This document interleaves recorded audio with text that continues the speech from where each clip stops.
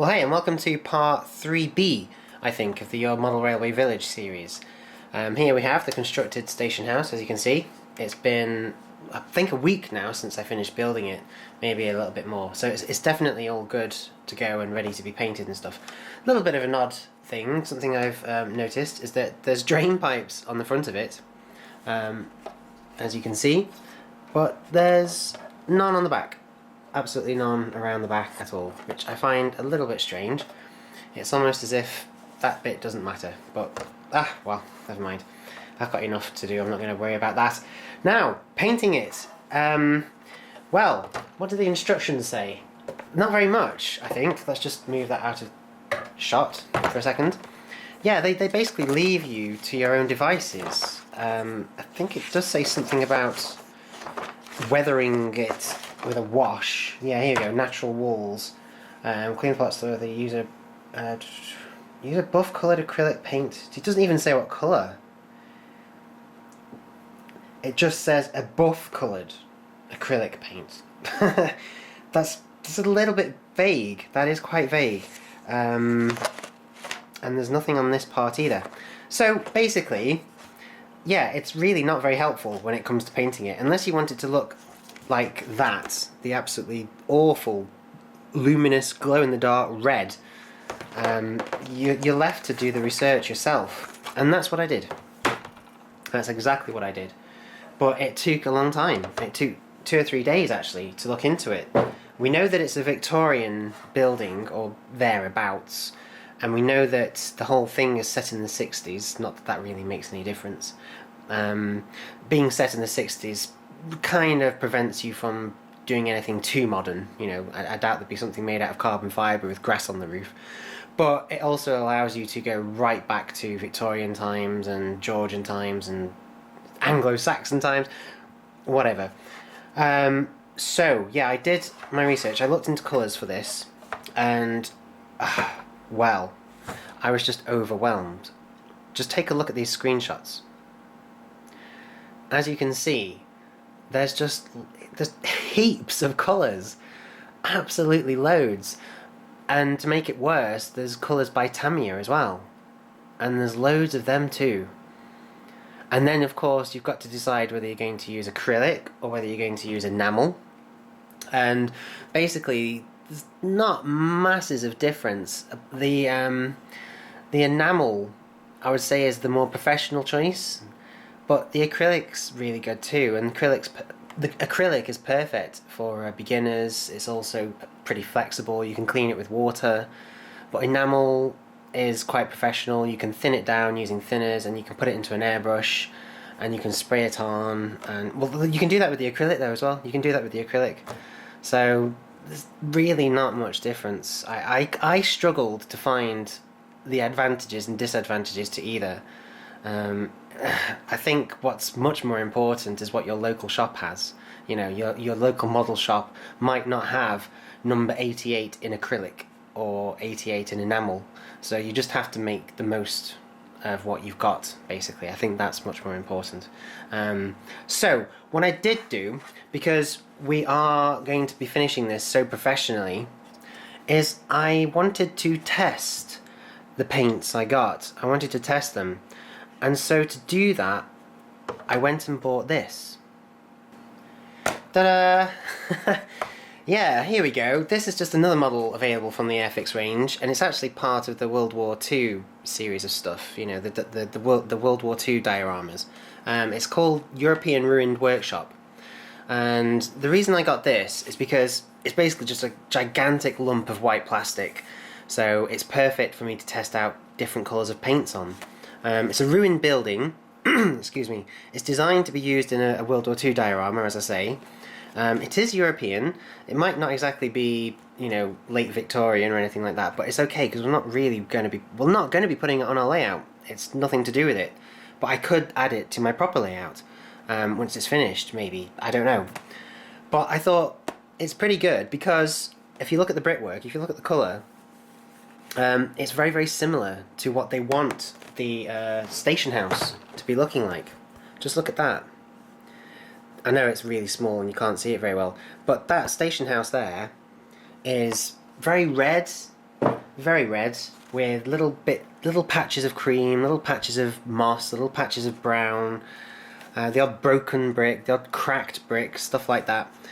Basically, almost exactly like the European Ruined Workshop from the World War II series.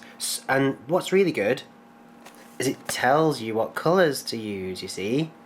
So basically, I cheated and I found a model very, very similar to what we are doing, and I used Airfix's / Humble's guide to colour it, to paint it.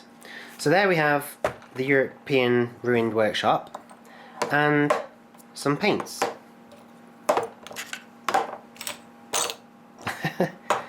Quite a lot, as you can see. That's not all of them, actually. They did have a couple missing. I think there were two. Yeah, two I couldn't get. But I thought, well, just look at that. I mean, there's barely any difference between some of these. Barely any difference. And I'm colourblind anyway, so it's going to be really fun for me. But they're all numbered. They all match with the paints it tells you to use on the top. So basically, I'm going to be using this European Ruined Workshop as a test bed, a test demo for our station house.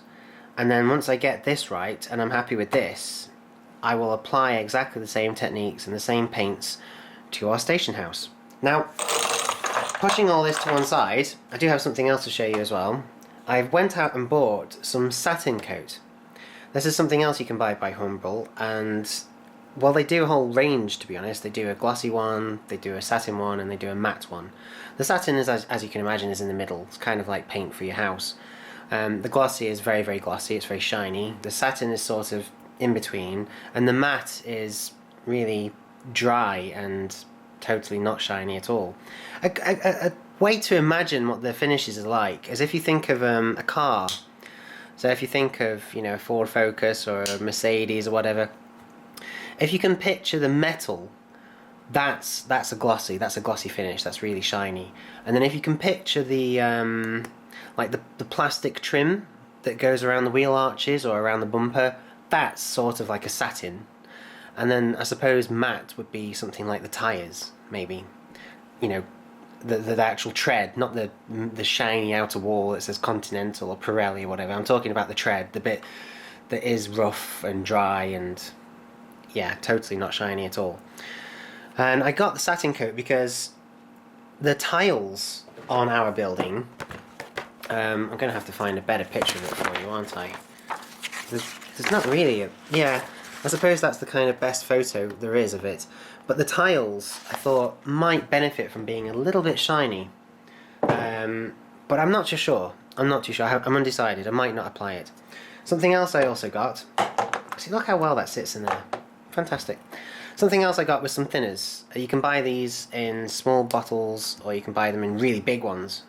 And this stuff is really useful because whether you mix it with a bit of enamel paint or even a bit of acrylic paint, what the thinner does is it allows, how do I describe it? It delays the drying time of the paint. So it allows you to maybe get exactly the finish you want before the paint is dried properly, which is really, really useful.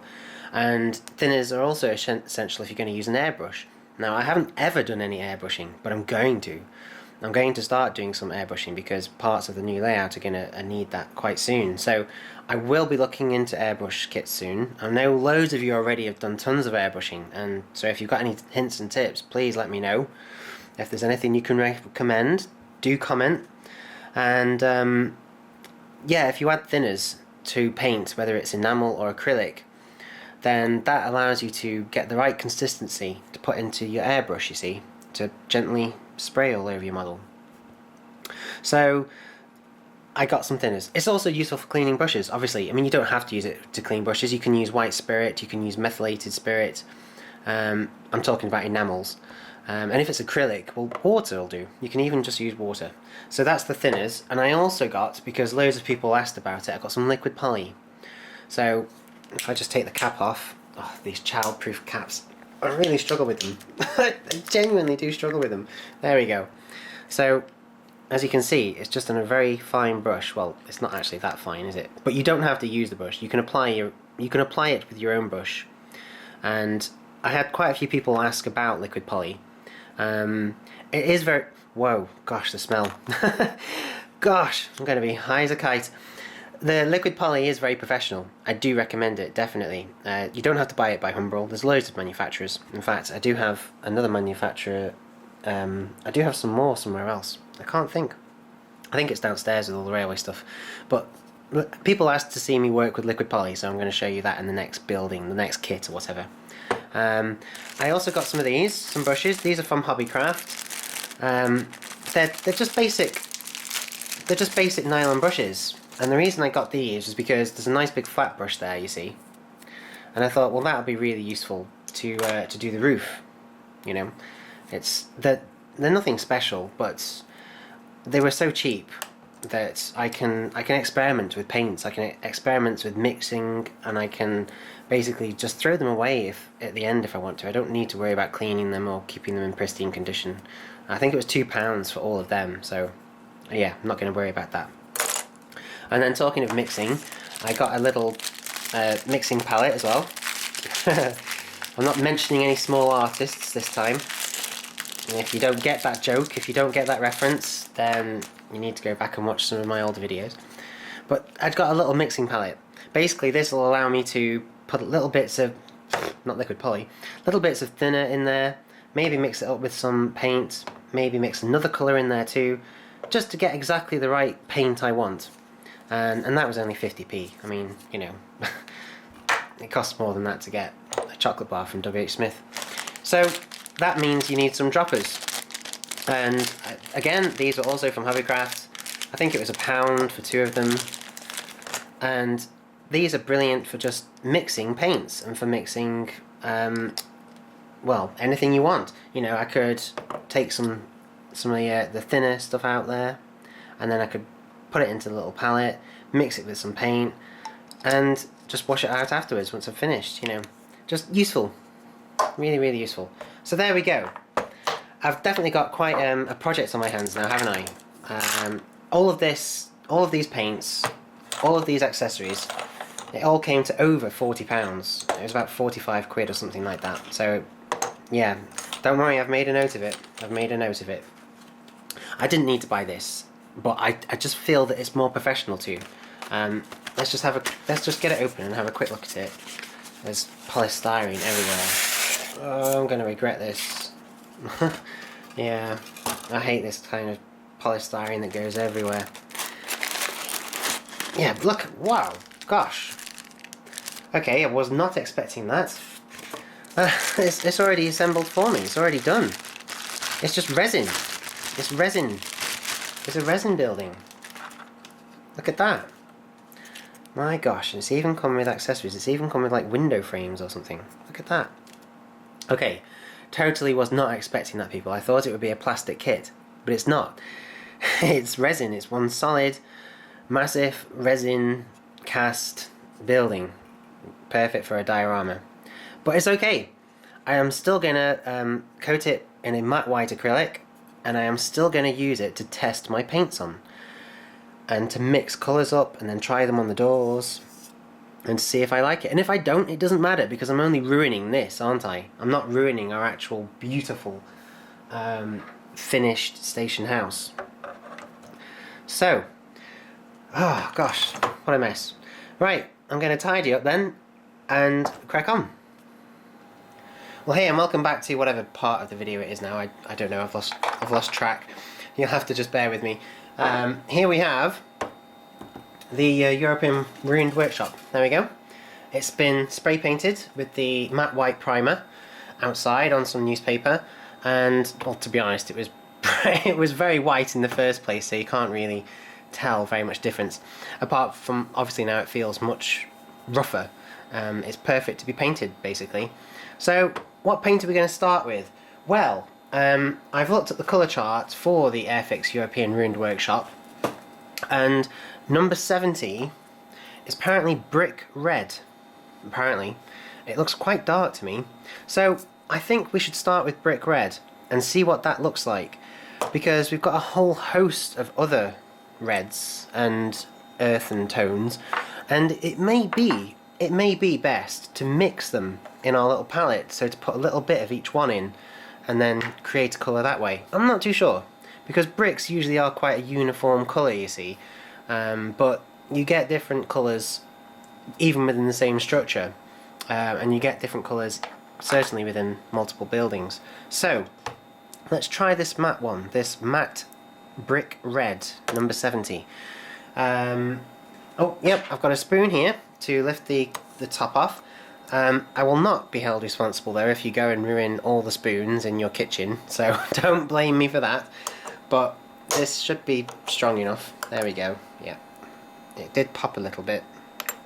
Okay, and now you need to give it a good stir, and for that I recommend taking a cocktail stick, just like one of those, and then what I do is I snap the end off, or if you want to be really precise about it, you can take some track cutters or something and you can just snip the end off like that. It doesn't really matter.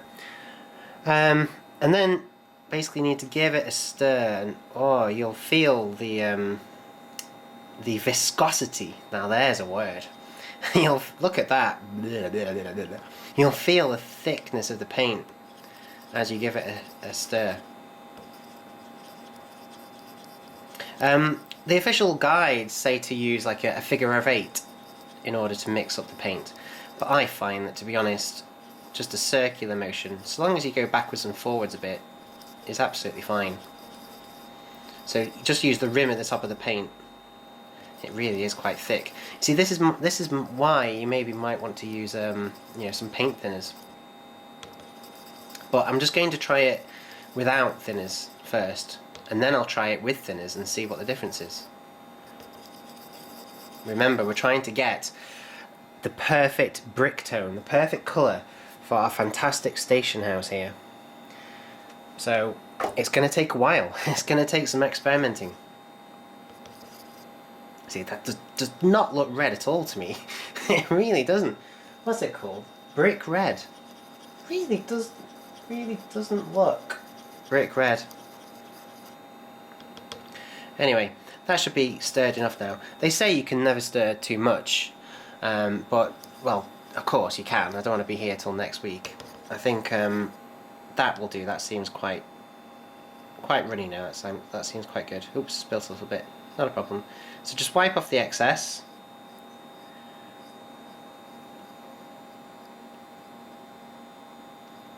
And then I recommend putting whatever you've been using down on just a piece of paper to one side.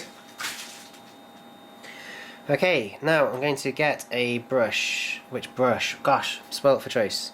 Let's use one of these. Let's use one of these cheapo nylon brushes. Let's try a little bit of this paint.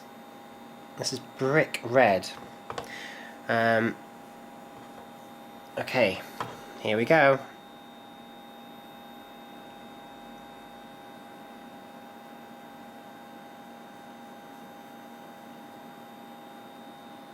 Well, you can see that it's definitely much runnier than it felt at first when we first took the lid off.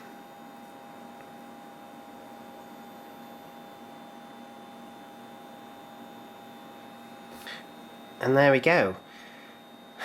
That's just one application. What do I think of that?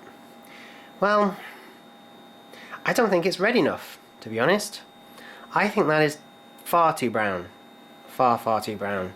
So I'm going to try this one over here. This looks really quite red. And this is number 100. What's that? Red brown. Okay, let's try red brown instead then. So I'm going to try this one. Red brown, it's called. So this is a little bit tougher, but there we go. Carefully does it. Cocktail stick, cut the end off. Okay, wow, this one's really not been mixed. In fact, there's like a really thick sediment in the bottom half of the tin, and then basically just water. Well, it's obviously not, but a water-like substance on the top. It could be the solvent that the paint is dissolved into, basically. I'm sure of it. So Let's just give that a nice stir. This is quite boring. How about a jump cut? Well, hey, welcome back. Again, it's just been a matter of seconds for you, but it's been about 3 or 4 minutes for me. I think this is very well stirred now. It looks pretty good. The consistency is really nice, and boy, does it look a lot brighter. Yeah, it might be a little bit too bright actually. Let's see. So I get my brush. Let's just dip a little bit on the end, and let's try somewhere else. Let's try underneath this window frame. Whoa. Gosh. Now that's orange. Just look at the difference. So this is the brick red, and this is the brown red, as it's known. This is number 100.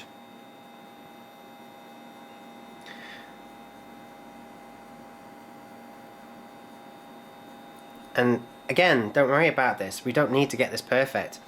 I can use this entire model to just experiment on as much as I want to, and I can make a total mess of it. That's what it's been bought for.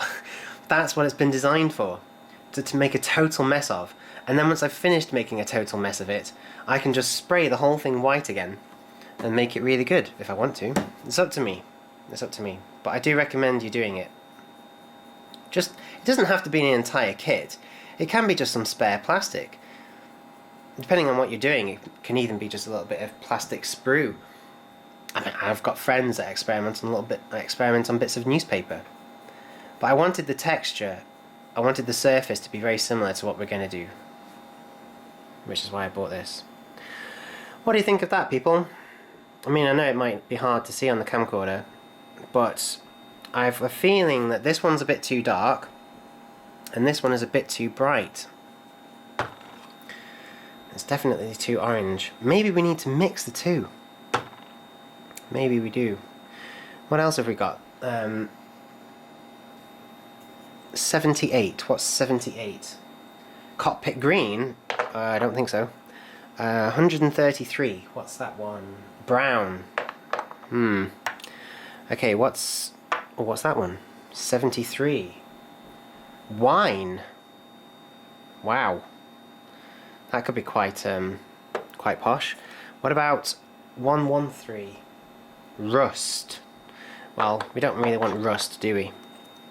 81. I don't think that's going to be any use to us. Pale yellow. No, definitely not.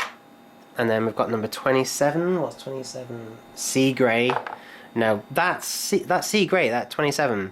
That's probably going to be perfect for like the slate roof. But it's no good for the brickwork. So we'll put that to one side. And then 79 is blue grey. So again, no good. Oh, 26. What's 26? Khaki. I'm not too sure. And then 90, is it 93 or 98? It looks like 98. Chocolate. Wow. But maybe no good. And this is going to be no good either. That's 28, which is camouflage grey, and I've run out of little spaces. Right. Okay, well, I better wash my brush, hadn't I? So I'm going to clean that brush properly, take it out, clean this brush, and then we'll try the wine colour. Well, hey, welcome back. I've mixed the wine one, and I've cleaned my brushes and had a little bit of a tidy up and a little bit of something to eat. So here we have our ruined workshop, and I've got a nice fresh brush ready to try out what the wine colour is going to look like on this bad boy. So we'll go above the window frame this time, seeing as we're starting to run out of clear space already, and I want them to all be on the same side so that I can compare them. Gosh, now that's very rich. That's like beetroot mixed with a bit of blood. But you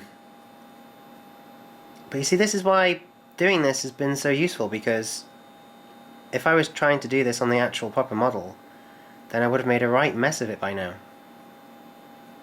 But this way I can get it perfect, or as near as possible.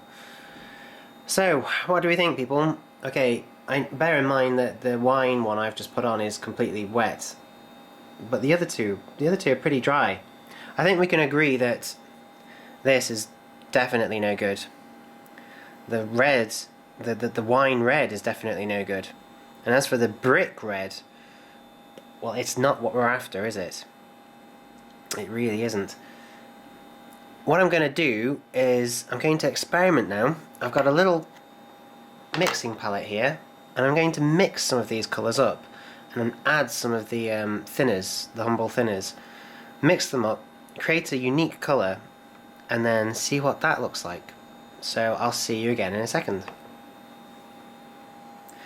Well, hey, and welcome back again. I love editing, so powerful. Well, I have mixed up a right little concoction.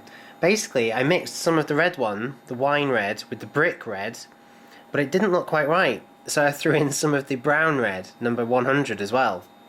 And what we've ended up with is this. How did I mix it? Well, I used these little droppers, and then basically I just had to keep cleaning them in the thinners afterwards.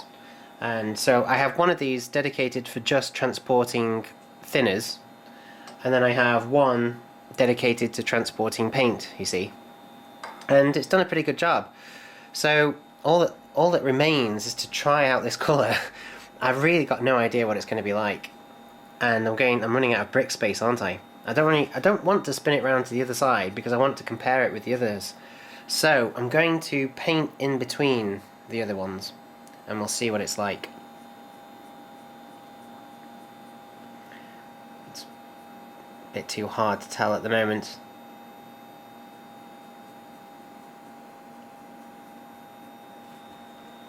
But hey, that's pretty good. That is pretty good. I'm going to spin it round. I'm going to try on a bigger surface area. Let's give it a go.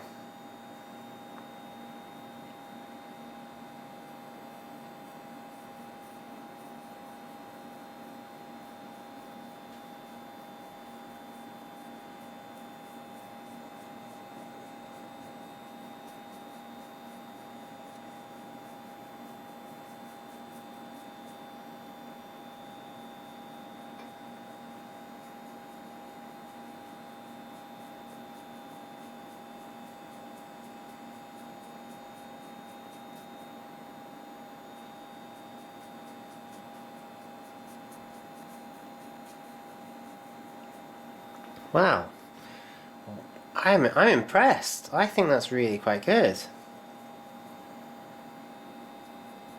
I mean, it goes on sort of quite dark, quite earthy, quite brown, but as you spread it around and paint with it, it goes much lighter. It turns into quite a nice brick red. What do we think of that, folks? See, basically that's what I've created myself, and out of those three, and you can see just a little patch here of the one I've made. So I think we can agree that whilst that looks fantastic, it's too dark for a Victorian station house. That's just, well, it's almost identical to what we covered up, isn't it? And the wine red is just totally not suitable. But mixing the three together, and look at that. Well, people, I'm so impressed with that, and I can remember the quantities I used as well. Basically, it was 2 drops of each, and then a little bit of thinners. So, I'm really happy with that. What do you think? Do you agree? Is that pretty good? I know you can't see it incredibly well because it's camcorder and the lighting's different and stuff, but I think that is fantastic. So, I am going to apply that colour to the station house, because I've got a lot to apply and I've got to do it ever so neatly. So I'm going to give it a go because I just love that. I think that's fantastic. So again, I'll see you in a bit.